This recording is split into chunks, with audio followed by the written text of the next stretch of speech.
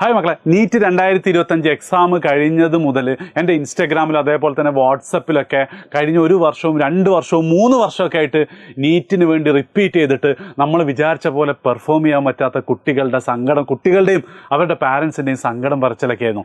ഒരുപാട് കുട്ടികൾ എനിക്കിങ്ങനെ അയച്ചാൽ അത് ഞാൻ ഓക്കെയാണ് സാറേ, പക്ഷേ എൻ്റെ പാരൻസിനെ എങ്ങനെ കൺവിൻസ് ചെയ്യുമെന്ന് എനിക്കറിയില്ല. അവരുടെ ഒരു ഏറ്റവും വലിയ സ്വപ്നമായിരുന്നു, സ്വർണം പണയം വെച്ചിട്ടായിരുന്നു അവരെന്നെ പഠിപ്പിച്ചത്. അതൊക്കെ പോയില്ല സാറേ, എൻ്റെ 2 വർഷം വേസ്റ്റായി, ഇനി എന്ത് ചെയ്യണമെന്ന് അറിയില്ല. അതായത് ഭാവിയെക്കുറിച്ച് പ്രതീക്ഷ നഷ്ടപ്പെട്ട് ആകെ തളർന്നിരിക്കുന്ന 10,000 കുട്ടികൾ ഈ നീറ്റ് എക്സാമിന് ശേഷം കേരളത്തിലുണ്ട്. ഈ ഒരു വീഡിയോ എന്ന് പറയുന്നത് അവർക്ക് വേണ്ടിയിട്ടുള്ളതാണ്. നിങ്ങളെ പരിചയത്തിൽ ആരെങ്കിലും അങ്ങനെ ഉണ്ടെങ്കിൽ ഉറപ്പായിട്ട് എന്ത് ചെയ്യണം, ഈ വീഡിയോ നിങ്ങൾ അവർക്കും അവരുടെ പാരൻസിനും അയച്ചു കൊടുക്കണം. അതായത് നീറ്റ് എക്സാം കഴിഞ്ഞ് തളർന്നിരിക്കുന്ന കുട്ടികളോടും അവരുടെ പാരൻസിനോടും സ്നേഹപൂർവ്വം എനിക്ക് പറയാനുള്ളതാണ് ഈ വീഡിയോയിൽ പറയുന്നത്. സോ തുടങ്ങുന്നതിന് മുമ്പ് നിങ്ങളിങ്ങനെ ഒരു സിനാരിയോ ഒന്ന് ആലോചിച്ച് നോക്കാം. അതായത് പിന്നെ ഒരു വർഷം കഴിഞ്ഞിട്ട് എന്താണ്, ഒരു വലിയ പ്രസ്റ്റീജിയസ് ആയിട്ടുള്ള ഒരു 100 മീറ്റർ ഓട്ട മത്സരം നടക്കുന്നുണ്ട്. ഓക്കെ, നമ്മളെല്ലാവരും, ഞാനടക്കം, കുട്ടികൾ മാത്രമല്ല, നിങ്ങൾ പാരൻസ് ഒക്കെ എന്താണ് ആ ഓട്ട മത്സരത്തിൽ പങ്കെടുക്കാൻ തീരുമാനിച്ചു. ടോപ്പ് ഒരു 2000 വരുന്ന ആൾക്കാർക്കൊക്കെ വലിയ പ്രൈസ് അല്ലെങ്കിൽ ഭയങ്കര ഭാവി സുരക്ഷിതമാക്കുന്ന എന്തോ സാധനം അവിടെ ഗിഫ്റ്റ് ചെയ്യുന്നുണ്ട്. കഴിഞ്ഞ വർഷങ്ങളിലൊക്കെ ആ ഓട്ട മത്സരം നടന്നത് മഹാരാജാസ് കോളേജിൻ്റെ ഗ്രൗണ്ടിൽ വെച്ചാണ്. അപ്പോൾ നമ്മളൊക്കെ എന്താണ് അതിനു വേണ്ടി പ്രിപ്പയർ ചെയ്യാണ്. കഴിഞ്ഞ വർഷം പരീക്ഷ അല്ലെങ്കിൽ ഓട്ട മത്സരത്തിൽ പങ്കെടുത്ത ആളോട് സംസാരിക്കുന്നു. നമ്മളെ കോച്ചൊക്കെ അതിനു വേണ്ടി എന്ത് ചെയ്യാണ്, നമ്മളെ പ്രിപ്പയർ ചെയ്യിപ്പിക്കാം. സിനാരിയോ നിങ്ങൾക്ക് മനസ്സിലായല്ലോ. ആൻഡ് അങ്ങനെ ഒരു വർഷം നമ്മൾ കഠിനമായിട്ട് പ്രിപ്പയർ ചെയ്ത് എല്ലാം സെറ്റാക്കി നിന്ന് ഒരുപാട് തവണ സിമിലർ അറ്റ്മോസ്ഫിയറിൽ ട്രയൽ റണ്ണൊക്കെ നടത്തി, നമ്മളെ വീട്ടിലെ എൻ്റെ അടുത്തൊക്കെയുള്ള കോളേജ് ഗ്രൗണ്ടിൽ നിന്നും സ്കൂൾ ഗ്രൗണ്ടിൽ നിന്നൊക്കെ ട്രയൽ റണ്ണൊക്കെ നടത്തിയിട്ട് നമ്മൾ ആ ഓട്ട മത്സരത്തിന് മഹാരാജാസ് കോളേജിൻ്റെ ഗ്രൗണ്ടിലെത്തുമ്പോൾ പറയുന്നത്, ഇവിടെ നല്ല ഓട്ട മത്സരം, പകരം എന്താണ് അപ്പുറമുള്ള കാട്ടിലൂടെയാണ് നമ്മൾ 100 മീറ്റർ ഓടേണ്ടതെന്ന് കരുതാം. അവിടെ എത്തും മത്സരത്തിൻ്റെ അന്നാണ് നമുക്ക് മനസ്സിലാവുന്നത്. നിങ്ങളൊന്ന് ആലോചിച്ച് നോക്കി, അതുവരെ നമ്മളെടുത്ത എഫേർട്ടും അതേപോലെ തന്നെ നമ്മൾ നടത്തിയ മോക്ക് റണ്ണുകളും ട്രയൽ റണ്ണുകളൊക്കെ എന്താണ് അതോടുകൂടി എന്താണ് വെയിനായില്ല, അല്ലെങ്കിൽ അതിനൊന്നും വലിയ കാര്യമില്ലാതായില്ല. പിന്നെ ആ ഓട്ട മത്സരം ആരാ ജയിക്കുക? ഇങ്ങനെ ഒരു ഡിഫിക്കൽട്ട് സിറ്റുവേഷൻ ചേഞ്ച് ഹാൻഡിൽ ചെയ്യാൻ പഠിച്ച ആൾക്കാർ. അതായത് നമ്മളെ എഫേർട്ടും നമ്മളെടുത്ത ഹാർഡ് വർക്കൊക്കെ അവിടെ മാറ്റർ ചെയ്യണമെങ്കിലും അതിനേക്കാളും കൂടുതൽ എന്താ ആ സമയത്ത് നമ്മുടെ മനോവീര്യല്ലേ ഏറ്റവും ഇമ്പോർട്ടൻറ്റ്. ഇപ്പം ഒരു ചെറിയൊരു എക്സാമ്പിൾ ഞാൻ പറഞ്ഞുതരാം. ഇപ്പം നമുക്ക് ഏറ്റവും കൂടുതൽ ടോപ്പിലെത്തുമെന്ന് പ്രതീക്ഷിച്ചൊരു പയ്യനുണ്ടായിരുന്നു. അവൻ ഇതുവരെ നടന്ന എല്ലാ എക്സാമിലും 700ൻ്റെ മുകളിൽ മാർക്ക് സ്കോർ ചെയ്തിട്ടുണ്ടെന്ന് മാത്രമല്ല, അവനെന്താണ് ഒരു 20-25 മിനിറ്റ് എല്ലാ എക്സാമിനും ബാക്കിയാണ്. ആ പയ്യൻ എന്താണ് പരീക്ഷാ ഹാളെന്ന് ഇതാണ് ഓപ്ഷൻ എ ആണ് കറക്റ്റ് എന്ന് അറിഞ്ഞിട്ട് പോലും അത് മാർക്ക് ചെയ്യാൻ പറ്റാത്ത രീതിയിൽ എന്താണ് ടെൻഷൻ കയറിപ്പോയിട്ടുണ്ട്. കാരണം അവന് കഴിഞ്ഞ 1 വർഷമായിട്ട് സമയം കിട്ടാത്ത ഒരേ ഒരു പരീക്ഷയാണ്. അതായത് നിങ്ങൾ മനസ്സിലാക്കണം, ഇത് NTAയുടെ ഭാഗത്ത് നിന്ന് ശരിയോ തെറ്റോ എന്നുള്ളൊരു സെക്കൻഡറി പാർട്ടാണെന്നും കൂടി. കഴിഞ്ഞ 5 വർഷമായിട്ട് നടന്ന നീറ്റ് എക്സാമുകൾ കുട്ടികൾക്ക് വളരെ എളുപ്പമായിരുന്നു എന്ന് മാത്രമല്ല, അത്യാവശ്യം പഠിച്ച കുട്ടികൾക്കൊക്കെ സമയത്തിൻ്റെ ഒരു പ്രശ്നം ഉണ്ടായിരുന്നില്ല. പക്ഷേ ഇത്തവണ NTA പരീക്ഷ ടഫാക്കുമെന്ന് നമുക്കൊക്കെ അറിയാമായിരുന്നെങ്കിലും, നിങ്ങളുടെ മക്കൾക്കൊക്കെ അറിയാമായിരിക്കുമെങ്കിലും, ഒരു 20% 30% ടഫാക്കിയിട്ടാണ് സാധാരണ പരീക്ഷയിൽ ഇങ്ങനെ ഡിഫിക്കൽട്ടി ലെവൽ കൂട്ടുക. പക്ഷേ ഇവിടെ എന്താ സംഭവിച്ചത്? 2024 നീറ്റ് എക്സാമിൻ്റെ ഒരു 3 ഇരട്ടി ടഫിലാണ് ഈ വർഷത്തെ എക്സാം നടന്നത്. ഇതിനു വേണ്ടി നമ്മളെ മക്കൾ ആരും പ്രിപ്പയർഡ് ആയിരുന്നില്ല. അതിൻ്റെ മറ്റൊരു എക്സാമ്പിൾ പറയുകയാണെങ്കിൽ 600 മാർക്കിന് മുകളിൽ 2024 കേരളത്തിൽ ഏകദേശം 3000ൻ്റെ മുകളിൽ കുട്ടികളുണ്ടായിരുന്നു 600+ മാർക്ക് കിട്ടിയത്. പക്ഷെ ഇത്തവണ അത് 100ൻ്റെ താഴെ ഉണ്ടല്ലോ. ആ ലെവലാണ് എന്ത് വന്നിട്ടുള്ളത്, ഡിഫിക്കൽട്ടി വന്നിട്ടുള്ളത്. അപ്പം ഇങ്ങനെ ഒരു സാഹചര്യത്തിൽ എന്താ പറയുക, നമ്മൾ എത്രമാത്രം എഫേർട്ട് എടുത്തു എന്ന് മാത്രമല്ല ആ സിറ്റുവേഷൻ ഹാൻഡിൽ ചെയ്യാൻ പഠിക്കേണ്ടതുണ്ട്. ഇപ്പം നമ്മളെ ടോപ്പറായിട്ട് വന്നുള്ള പെൺകുട്ടി, അവളുടെ ഒരു പ്രത്യേകത എന്താ വെച്ചാൽ, എന്നാണോ പരീക്ഷ ടഫാവുന്നത് അന്ന് എന്താ ടോപ്പിൽ കയറുന്ന കുട്ടിയായിരുന്നു. അപ്പോൾ അവർക്കെന്താ ഈ സിറ്റുവേഷൻ എന്താണ് കൂളായിട്ട് ഹാൻഡിൽ ചെയ്യാൻ പറ്റി. അങ്ങനെ ഹാൻഡിൽ ചെയ്യാൻ പറ്റിയ മക്കൾ മാത്രമാണ് എന്ത് ചെയ്തത്, ഈ 600ൻ്റെ മുകളിലൊക്കെ സ്കോർ ചെയ്തത്. അപ്പം ഇതാണ് ഇവിടെ ശരിക്കും സംഭവിച്ചത്. അപ്പം നിങ്ങളൊന്ന് ആലോചിച്ചേക്ക്, നമ്മളെ മക്കൾ മാത്രമാണോ കുറ്റക്കാരല്ല, അവരവരുടെ മാക്സിമം എഫേർട്ട് എടുത്തിട്ട്. ഇപ്പം എജ്യൂപോർട്ടിൻ്റെ കേസിൽ നോക്കുകയാണെങ്കിലും അവിടെ പഠിച്ച 1000ഓളം കുട്ടികളിൽ എന്താണ് വളരെ വിരലിൽ എണ്ണാവുന്ന കുട്ടികൾ വെച്ച് ബാക്കി എല്ലാവരും എന്ത് ചെയ്തിട്ടുണ്ട്, അവരുടെ മാക്സിമം എഫേർട്ട് അവരെടുത്തിട്ടുണ്ടെന്ന് മാത്രമല്ല, അവർ എഫേർട്ട് എടുത്തതിൻ്റെ പ്രധാന കാരണം അവരുടെ ഭാവി എന്നതുപോലെ തന്നെ പാരൻസിനോടുള്ള കമ്മിറ്റ്മെൻ്റ് ആയിരുന്നു. പല കുട്ടികളും സംസാരിക്കുന്നൊക്കെ എൻ്റെ അച്ഛൻ അത്രയും കഷ്ടപ്പെട്ടിട്ടാണ് എന്നെ ഇവിടെ പഠിപ്പിക്കാൻ വിട്ടത്, ഞാനതുകൊണ്ട് പഠിക്കും, എഫേർട്ട് അവരെടുത്തിട്ടുണ്ട്. പക്ഷേ ഇങ്ങനൊരു പ്രത്യേക സാഹചര്യത്തിൽ എടുത്ത എഫേർട്ടോ ചെയ്ത മോക്ക് എക്സാമുകളോ ഒന്നും അല്ല എന്ത് ചെയ്യാൻ പോകുന്നത് ഇതിൽ ഇമ്പോർട്ടൻ്റ് ആയി വരുന്നത്. ഇപ്പം ഒരു കുട്ടി എനിക്കിങ്ങനെ വോയിസ് അയച്ചിട്ടുണ്ടായിരുന്നു.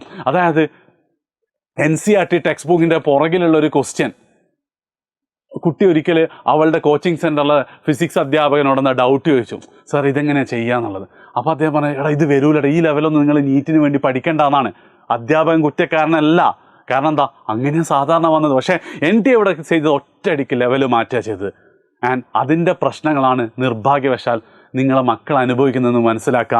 ആൻഡ് അതുകൊണ്ട് തന്നെ എന്താ ഇപ്പോൾ കുറ്റപ്പെടുത്തുന്നതിന് പകരം അവരെ ചേർത്ത് നിർത്തുകയാണ് വേണ്ടത്. കാരണം അവർ നിങ്ങൾക്ക് വേണ്ടി ഒത്തിരി കഷ്ടപ്പെട്ടിട്ടുണ്ട്. ഒരു വർഷം എല്ലാം സാക്രിഫൈസ് ചെയ്തിട്ട് അവർ പഠിക്കുക തന്നെ ചെയ്തിട്ടുണ്ട്.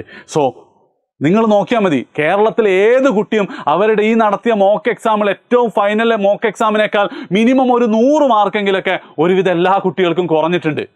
അതായത് നിങ്ങൾ മനസ്സിലാക്കേണ്ടത് 655 655 കഴിഞ്ഞ വർഷത്തെ കട്ട് ഓഫ് എന്ന് പറയുന്നത്. അതായത് 65 മാർക്ക് നഷ്ടപ്പെട്ടാൽ 2024 MBBS സീറ്റ് ഒരു സ്ഥലത്തും കിട്ടൂലായിരുന്നു. 65 മാർക്ക് എന്ന് പറയുന്നത് 15 ക്വസ്റ്റ്യൻ അല്ലെങ്കിൽ 16 ക്വസ്റ്റ്യൻ തെറ്റിയാലുള്ള സാധനമാണ്. 13 ക്വസ്റ്റ്യൻ തെറ്റിയാലുള്ള സാധനമാണ്.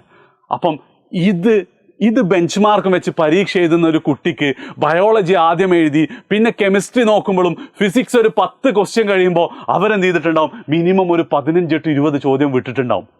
പിന്നെ നിങ്ങളാണെങ്കിൽ കൈ അനങ്ങുമോ, കൈ വിറക്കൂല. അതായത് പരീക്ഷ ഹാളിൽ സാറേ ഞാൻ കരയായിരുന്നു എന്ന് പറഞ്ഞ ഒത്തിരി കുട്ടികളുണ്ട്. പരീക്ഷ ഹാളിൽ നമ്മളെ ക്യാമറമാനാണ് പറഞ്ഞത്, കുട്ടികൾ കരയാൻ കണ്ടിട്ട് അവൻ എന്നെ സങ്കടമായി പോയി പരീക്ഷ ഹാളിൽ നിന്ന് പുറത്തിറങ്ങുന്ന സമയത്തുനിന്നാണ്. അപ്പം ഈ സിറ്റുവേഷനിൽ നല്ല മനോധൈര്യമുള്ള കുട്ടികൾ മാത്രമേ എന്തുള്ളൂ ഹാൻഡിൽ ചെയ്യുള്ളൂ. ആൻഡ് അതുകൊണ്ട് തന്നെ എന്താണ്, ഒരു പക്ഷേ അങ്ങനെ ഒരു മനോധൈര്യം നമ്മുടെ മക്കൾക്കില്ല. അത് അവരുടെയോ നമ്മളുടെയോ ഒന്നും കുറ്റമല്ല, ഈ സിറ്റുവേഷൻ അങ്ങനെയായതുകൊണ്ട്. പക്ഷേ ഇത് തന്നെ 2026 ആവർത്തിക്കോ? ഇല്ല, ഒരിക്കലും ഇല്ല. കാരണം എന്താ, ഈസി ആയിട്ടുള്ള എക്സാം പെട്ടെന്ന് അതിൻ്റെ ഒരു ഡബിൾ അല്ലെ ട്രിപ്പിൾ ഡിഫിക്കൽട്ടിയിൽ വന്നപ്പോൾ ആർക്കും ഹാൻഡിൽ ചെയ്യാൻ പറ്റും. അതായത് ഇന്ത്യയിലെ ഒരു സ്ഥാപനം എന്ത് ചെയ്തിട്ടുണ്ടാകും, നീറ്റിൻ്റെ കുട്ടികൾക്ക് ഈ ലെവൽ പരീക്ഷയ്ക്ക് എഴുതാൻ വേണ്ടിയിട്ടുള്ള പ്രിപ്പറേഷൻ കൊടുത്തിട്ടില്ല. 700ന്റെ മുകളിൽ 720 കഴിഞ്ഞ വർഷം ഏകദേശം 20 ആൾക്കാരെന്ന് എൻ്റെ ഒരു ഓർമ്മയിൽ. 700ന്റെ മുകളിൽ ഇത്തവണ 1-2 ആൾക്കാരെ ഉണ്ടാവുള്ളൂ എന്നാണ് നമുക്ക് കിട്ടിയ ന്യൂസ്. അപ്പം ആ ലെവൽ എക്സാം ചിലപ്പോൾ നമ്മുടെ മക്കൾ എന്താണ് ആദ്യമായിട്ട് കാണുമ്പം ഹാൻഡിൽ ചെയ്യാൻ പറ്റാതെ ആയിപ്പോകുന്നതാണ് ഇതിൻ്റെ ഒരു റിയാലിറ്റി. ഒരു ഡിഫിക്കൽട്ടി സാധനം കൂടെ ഞാൻ പറഞ്ഞുതരാം. അതായത് 2024 നീറ്റിൽ 180 ചോദ്യങ്ങളിൽ 150 ഈസി ക്വസ്റ്റ്യൻ വായിച്ച് നേരെ ആൻസർ ചെയ്യാൻ പറ്റും. 2-3 സ്റ്റെപ്പിൽ ആൻസർ ചെയ്യാൻ പറ്റുന്നതാണെങ്കിൽ ഒരു 25 ക്വസ്റ്റ്യനൊക്കെ ഒരു മീഡിയം ലെവൽ ഡിഫിക്കൽട്ടി ഉണ്ടാവും. ആൻഡ് 5 ക്വസ്റ്റ്യൻ മാക്സിമം ഡിഫിക്കൽട്ടി ഉണ്ടായിട്ടുണ്ടെന്ന് മാത്രമല്ല, അതൊക്കെ ഓപ്ഷനലായിരുന്നു. ഇത് സ്കിപ്പ് ചെയ്താലും കുട്ടികൾക്ക് പരീക്ഷയ്ക്ക് മാർക്ക് കിട്ടുമായിരുന്നു. പക്ഷേ 2025 എത്തുമ്പോൾ അങ്ങനെയല്ല. ആകെ 60 ക്വസ്റ്റ്യനോളമേ എന്തുള്ളൂ ഈസി ആയിട്ട്. ഇതൊരു റിലേറ്റീവ് സാധനം കേട്ടോ. എനിക്ക് ഈസി എന്ന് തോന്നുന്നു, നിങ്ങൾക്ക് ടഫൊക്കെ ആയിട്ട് തോന്നാം. ഇതിൽ തന്നെ എന്താണ് മെജോറിറ്റിയും ബയോളജിയിലാണ്. അതുകൊണ്ടാണ് നമ്മുടെ മക്കൾക്ക് ബയോളജി കൂടുതൽ സ്കോർ ചെയ്യാൻ പറ്റിയത്. 65ഓളം ക്വസ്റ്റ്യൻ മീഡിയം ഡിഫിക്കൽട്ടിയും ഇന്ന് വരെ അവർ കാണാത്ത പ്രാക്ടീസ് ചെയ്യാത്ത ടൈപ്പ് ക്വസ്റ്റ്യൻസ് ആയിരുന്നു ഏകദേശം 55ഓളം ചോദ്യങ്ങൾ ഉണ്ടായിരുന്നത്. ഫിസിക്സിലൊക്കെ ചില ചോദ്യങ്ങൾ എന്താണ്, മാത്സ് നന്നായിട്ട് അറിയാമെങ്കിൽ പാർഷ്യൽ ഡിഫറൻസിയേഷനൊക്കെ അറിയാമെങ്കിൽ മാത്രം ചെയ്യുന്ന ലെവലിലുള്ള ക്വസ്റ്റ്യൻസ് ഉണ്ട്. ഡയമെൻഷണൽ അനാലിസിസ് ഉപയോഗിച്ച് മാത്രം കാണുന്ന ആൻസേഴ്സ് ഉണ്ട്. ബയോളജിയുടെ കേസിൽ ആരും ശ്രദ്ധിക്കാത്ത യൂണിറ്റിൻ്റെ തുടക്കത്തിൽ കൊടുക്കുന്ന ഒരു ബോക്സിൽ നടക്കം എന്ത് ചെയ്തിട്ടുണ്ട്, ചോദ്യം ചോദിച്ചിട്ടുണ്ട്. ഇതൊക്കെ ആദ്യമായിട്ടൊരു ചേഞ്ച് വരുമ്പം ആരാളും പതറും. ഞാൻ നിർഭാഗ്യവശാൽ അത് നിങ്ങളായിപ്പോയി, നിങ്ങളുടെ മക്കളായിപ്പോയി എന്നുള്ളത് മാത്രമാണ്. ഇനി അടുത്തൊരു ചോദ്യം എന്ന് വെച്ചാൽ, സാറേ എന്നെക്കൊണ്ട് ഇനി ഇത് പറ്റൂല, ഇനിയൊരു ട്രൈ ഞാൻ ചെയ്യാൻ പോകുന്നില്ല, ഞാൻ വേറെ വല്ലതിനും പോവാം, എനിക്ക് അത്രയ്ക്കും ആഗ്രഹം ഉണ്ടായിരുന്നു എന്നൊക്കെ കരുതുന്ന ആൾക്കാർ, അതായത് ഇനി അങ്ങോട്ടുള്ള നീറ്റ് എക്സാം ഇനി നമുക്കൊക്കെ ബുദ്ധിമുട്ടാവുമെന്ന് കരുതുന്ന ആൾക്കാരോടാണ് ഇനി എനിക്ക് പറയാനുള്ളത്. മക്കളെ, നിങ്ങൾ നോക്കുകയാണെങ്കിൽ ഈ വർഷത്തെ കട്ട് ഓഫ്, അതായത് നിങ്ങൾ പ്രത്യേകം ശ്രദ്ധിക്കുക, 520 മാർക്കിൻ്റെ മുകളിൽ നിങ്ങളെ മക്കൾക്കുണ്ടെങ്കിൽ ഉറപ്പായിട്ട് അവർ ഒരു ഗവൺമെൻറ് മെഡിക്കൽ കോളേജിൽ, അത് ഓൾ ഇന്ത്യ ആയിക്കോട്ടെ കേരള ആയിക്കോട്ടെ MBBSന് അവർ പഠിക്കും. 500ന്റെ മുകളിലും എന്താണ് ചില സാധ്യതകളുണ്ട് എന്നാണ് കുറച്ചും കൂടെ കഴിയുമ്പോഴേ പിക്ചർ ക്ലിയർ ആവുള്ളൂ. അപ്പം 520 മുതൽ 600 മാർക്ക് റേഞ്ചിലാണ് ടോട്ടൽ ഭൂരിഭാഗം ആൾക്ക്. ഇത്തവണ എനിക്ക് തോന്നുന്നത് 600 മാർക്കിൻ്റെ മുകളിലുള്ള ആൾക്ക് കേരള റാങ്ക് 100ന്റെ താഴേക്ക് ഉണ്ടാവുന്നതാണ്. ഓക്കെ, അപ്പം ഈ 520 മുതൽ 600 മാർക്ക് കിട്ടിയാൽ നിങ്ങൾ സേഫ് ആവുകയാണെങ്കിൽ അത് ശരിക്കും നല്ലതല്ലേ? നിങ്ങളൊന്ന് ആലോചിച്ച് നോക്ക്. കഴിഞ്ഞ വർഷം വരെ അല്ലെ ഈ വർഷം വരെ നീറ്റിൻ്റെ ഏറ്റവും വലിയ പ്രശ്നം എന്ന് ഞാൻ പറയാറുള്ളത്, മുഴുവൻ ചാപ്റ്റേഴ്സും കുട്ടികൾ പഠിച്ചാൽ മാത്രമേ എന്ത് ചെയ്യുള്ളൂ, കുട്ടികൾക്ക് നല്ല സ്കോറിലെത്തുള്ളൂ. കാരണം ഒരു ഹൈ സ്കോറിങ് ഗെയിമാണ്.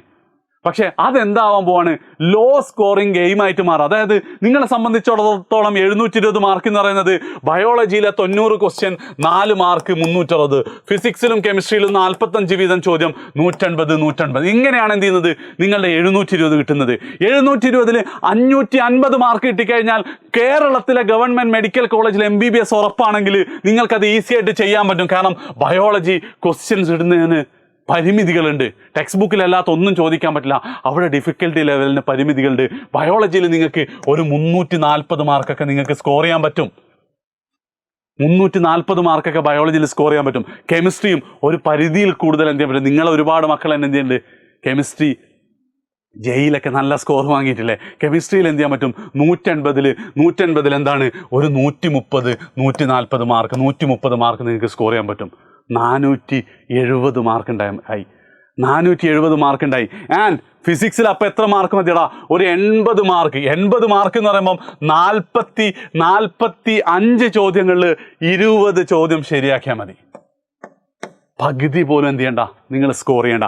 ഈ ഒരു പാറ്റേണിലേക്ക് നീറ്റ് വരാൻ, ഇത് ഞാൻ പറയാൻ കാരണം എന്താ വെച്ചാൽ 2008 ഞാൻ JEEക്ക് പ്രിപ്പയർ ചെയ്യുമ്പോൾ ക്രാഷ് കോഴ്സിൻ്റെ സമയത്ത് ഞാൻ കോഴിക്കോട് ഒരു ഹോസ്റ്റലിൽ നിന്നുണ്ട്. അന്നാണ് എനിക്ക് ഈ നീറ്റ് ആസ്പിറൻസിനെ ഒരുപാട് മനസ്സിലാക്കി. അപ്പം അവരുടെ പാറ്റേൺ ഇത് തന്നെയായിരുന്നു. ബയോളജിയിൽ ഫുൾ മാർക്ക് തന്നെ ട്രൈ ചെയ്യുക, കെമിസ്ട്രിയിൽ എന്ത് ചെയ്യുക, ഒരു 60 to 70% മാർക്ക് സ്കോർ ചെയ്യുക, ഫിസിക്സിൽ കിട്ടുന്നതൊക്കെ ബോണസ്. ഫിസിക്സ് നന്നായിട്ട് സ്കോർ ചെയ്താൽ ടോപ്പ് മെഡിക്കൽ കോളേജ് കിട്ടും. അല്ലെങ്കിൽ എന്താ, ഒരു പകുതി ചോദ്യമൊക്കെ എന്തായാലും നിങ്ങൾക്ക് ചെയ്യാൻ പറ്റും. അല്ലെങ്കിൽ എന്താണ്, ഏതെങ്കിലും മെഡിക്കൽ കോളേജിൽ കിട്ടും. ആ പയ്യൻ എന്താണ്, എൻ്റെ ഓർമ്മ ശരിയാണെങ്കിൽ കണ്ണൂർ മെഡിക്കൽ കോളേജിലാണ് അവൻ പഠിച്ചത്. അപ്പം ആ ലെവലിലേക്ക് പരീക്ഷകൾ മാറുമ്പോൾ ശരിക്കും നല്ലത്, we are getting some options. ഒരു 3-4 ഇഷ്ടമല്ലാത്ത ഡിഫിക്കൽട്ടായിട്ടുള്ള പാഠങ്ങൾ സ്കിപ്പ് ചെയ്താൽ കുഴപ്പമില്ല. ഇപ്പം JEEക്ക് ഞങ്ങൾ പഠിക്കുന്ന സമയത്ത് ഞങ്ങൾ മാത്സിലെ ഇൻ്റഗ്രേഷൻ ഞങ്ങൾ പഠിക്കാറുണ്ടായിരുന്നില്ല.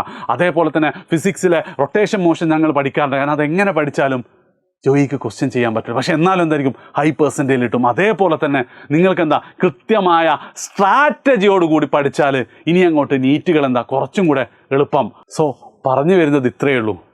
കഴിഞ്ഞത് കഴിഞ്ഞു. അതൊരു എന്താ പറയുക, വളരെ അൺഫോർസീൻ സർക്കംസ്റ്റാൻസ് ആയിരുന്നു. നമ്മളെ മക്കൾ അതിൽ കുറ്റക്കാരല്ല, അവരൊന്ന് പകച്ചു പോയതാണ്. ആൻഡ് അത് ഞാനാണെങ്കിലും വേറെ ആരാണെങ്കിലും അങ്ങനെ സംഭവിക്കാനുള്ള സാധ്യത വളരെ കൂടുതലാണ്. അതേപോലെ തന്നെ എന്താണ്, ഈ ഒരു മാറ്റം നിർഭാഗ്യവശാൽ നിങ്ങൾ ഇയറിലാണ് സംഭവിച്ചതെങ്കിലും ഓവറോൾ എന്താണ് നല്ലതിനാണെന്ന് കൂടെ മനസ്സിലാക്കുക. അത്രമാത്രമേ എനിക്ക് പറയാനുള്ളൂ. നിങ്ങൾ മാക്സിമം എല്ലാ ഫ്രണ്ട്സിനും ടെൻഷൻ അടിച്ച് തകർന്നിരിക്കുന്ന എല്ലാവർക്കും ഈ വീഡിയോ ഒന്ന് ഷെയർ ചെയ്ത് കൊടുക്കുക.